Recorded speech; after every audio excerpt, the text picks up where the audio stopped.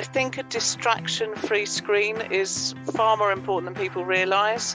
It can be incredibly confusing if you've got too much stuff going on your screen. So when I'm reading Harry Potter, we have it up on screen in a bigger text. We use a buff coloured background, so it's slightly off colour, and I put it into reader view.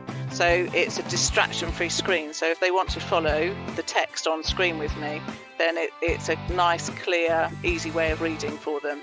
The Digital to Learn podcast is dedicated to exploring both what's new and what's good in the use of technology in teaching and learning. Our mission is to have the best minds sitting in front of our microphones, sharing evidence-based strategies for digital teaching and learning. Digital to Learn is brought to you by the Center for Learning and Innovation at Indiana Wesleyan University. Thank you for joining us. And now, the Digital to Learn podcast. Welcome to the Digital to Learn podcast. I'm Tiffany Snyder, and I'm here with my co-host, Brad Garner. Hi, Brad. Greetings. And today we are joined with the Jules Daulby. Welcome, Jules. Thank you. Thanks for having me again. If you didn't have a chance to make it for part one, you can go back and listen in. Otherwise, we're going to continue the conversation with part two. How has the pandemic affected inclusive opportunities? Well, it's been very interesting. So I now work in a specialist school. So it has children that don't go to mainstream schools. They come here. So it's smaller classes, more resources, a higher teacher and teaching assistant ratio to the pupils. But it's been very interesting because in England, through lockdown, schools stayed open for vulnerable pupils and key worker children. So we've pretty much been open the whole time, and we've had about 50% of our children in most of the time. But even here, some of our children have really thrived in even smaller classes than having 12.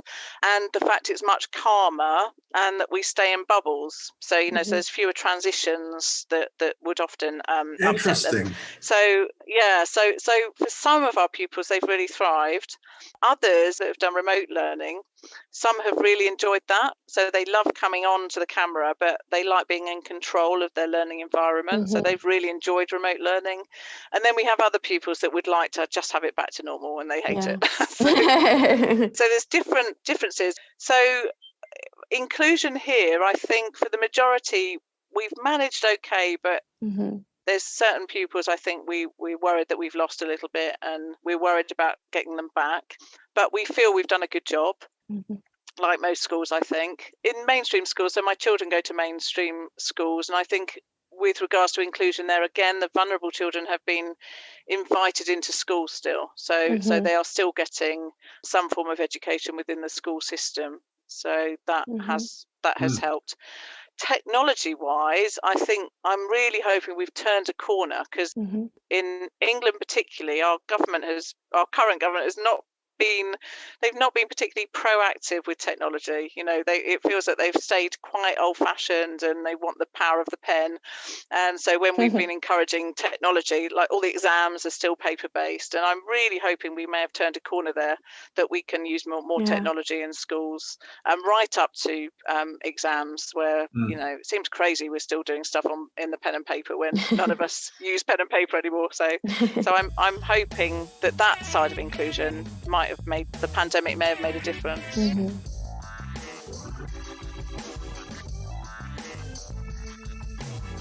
We work at a university with primarily online learners, so we may not have control over the home environment and the technology that they've worked with to date. But what kind of advice do you have for our faculty who, again, mostly teach online, for creating an inclusive environment where all students are welcome and on a path to thriving?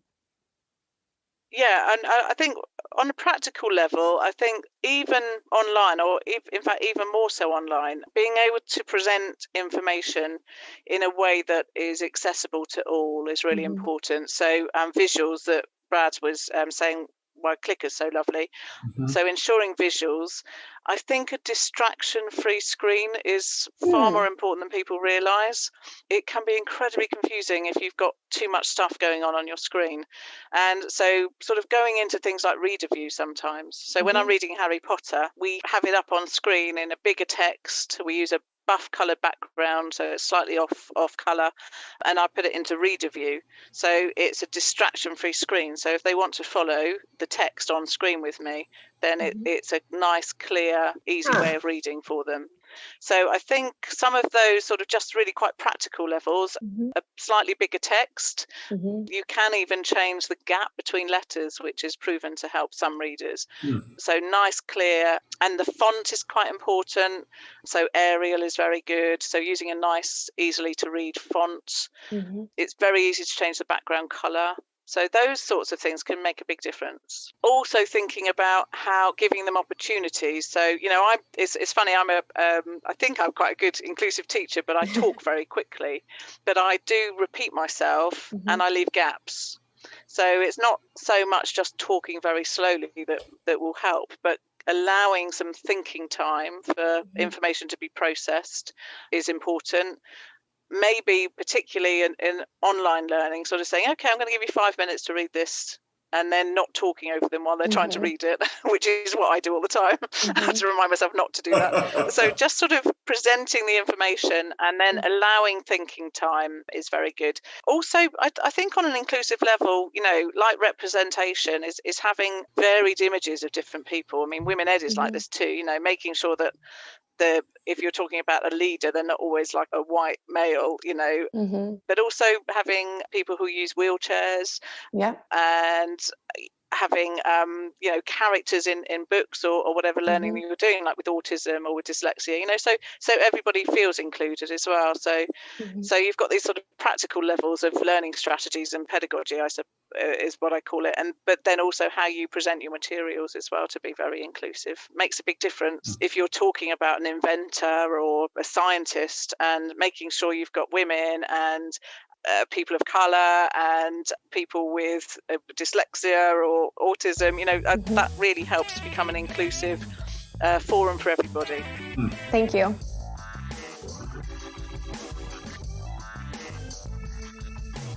So what's next in the Jules Daulby story? Well, quite interestingly, I've been at this school now for 2 years, and I'm really enjoying it here. It's the first time I've worked in a solely special needs school rather than having an inclusive mixture, really, of children. There's still a wide range of people and children here. I'm learning an awful lot, and I think I'm bringing quite a lot of my experiences from mainstream schools for inclusive teaching, but I'm also learning so much here. So, for instance, I've had a meeting with our occupational therapist today, talking about trauma and movement and how the body can be affected, which was fascinating. And then I've been with the speech and language therapist, and she's been telling me about some new work on vocabulary learning. So, I'm learning an awful lot here. And so I think I'm going to be staying here for a little bit and really enjoying my work. I am a blogger, and I've sort of stopped blogging for a while. So I'll probably start blogging a bit again, sort of quite interested in starting that and to continue with Women Ed Tech. We are hoping to do, maybe you can join us, we are hoping to do a virtual event this year, we've said, where we invite all sorts of people in to talk about tech and Women Ed Tech, so it'd be lovely if you could join us for that. That sounds awesome. I'm not quite sure when it's going to be yet, but I shall let you know. Yeah. So we're hoping to plan a virtual event as well for Women Ed Tech. Yeah.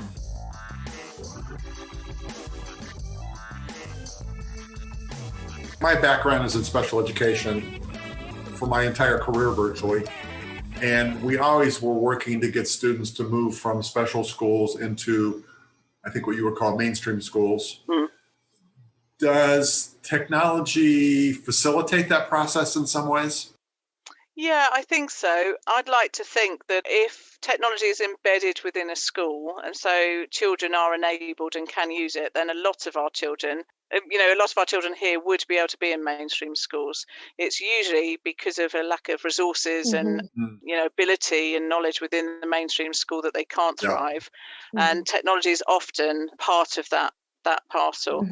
So we have a mixture of children here from complex needs where they use eye gaze, so they communicate with their eyes, and to Prolo Quota Go, where they would communicate with an iPad using images, up to children that you would really be surprised to be in this school, that you would think that they should be in a mainstream school, and they're here for various social and emotional reasons. So yes, I think tech on the whole for a lot of our pupils would be great if mainstream schools were using it more. And that's through the pandemic. I think we've seen that children are using technology an awful lot more than we imagined they could.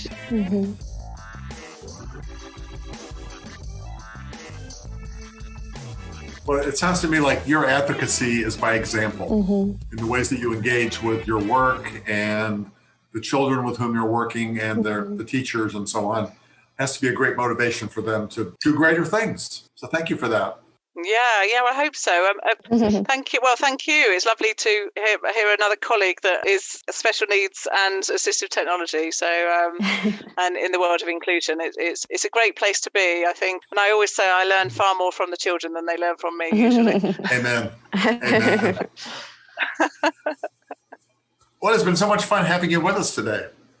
We'll have to have you back to hear what you're reading, to hear about your new adventures, and to hear about the great things that you're doing in terms of advocacy for women. Yep. Yeah, thank you. Yeah, we do. And you're always welcome. We have a he for she, so, men are always welcome to join because we say men are often recruiting, so we need to encourage them to, make sure it's a friendly environment for both genders to apply for jobs. So yes, but Women Ed is a grassroots, and it's on social media and Twitter. So please, everyone is welcome to join and come and chat to us online. There's lots of exciting things happening all the time. We've got International Women's Day. Oh yes. And we've got lots of events happening for International Women's Day. I keep talking about Sue Cowley. It seems a bit of a coincidence, but I'm interviewing her on Monday for our Women Ed interview. Yeah, so for Choose to Challenge. So that will be live streamed, I think, on Twitter and Facebook on Monday on International Women's Day. So that's awesome. Yeah. It's amazing how social media has provided a platform for grassroots movements. Yeah. Through a hashtag or other means, getting the word out and finding there are other people around the world who share your passions and interests. It's a great thing. Yeah, absolutely. It's been a great place to connect. And for someone like me in Dorset, where you're not sort of centrally, because often being in London is where people used to connect in the influencing level of education. And I think for me, I've been able to live in Dorset and still have quite a voice that I'd never be able to have had before. So that's been really exciting. I told you we found your name on that top females in ed tech. So that influences. Yeah, fantastic. Beyond what you could have imagined. Yeah, London or not. Yeah. There have been so many resources that you provided and names and hashtags. And so it is going to be our commitment to gather all of those resources and make them live links and provide those hashtags to our listeners. So we'll get all of that accessed and summarized on Digital to Learn too for others to take advantage of. That's fantastic. Yeah, that's fantastic. And please, anybody's welcome to get hold of me on Twitter or LinkedIn or email or wherever. So, I'm always happy to help anybody if they have any questions or want any resources. Thanks for being with us, Jules. Thank you, Jules. Thank you. Good to talk to you. Thank you for joining us on Digital to Learn. If you enjoyed this podcast, there are 3 things we ask you to do. 1, come back and join us again. 2, tell your friends about us. And 3, give us a positive ranking on your favorite podcast platform.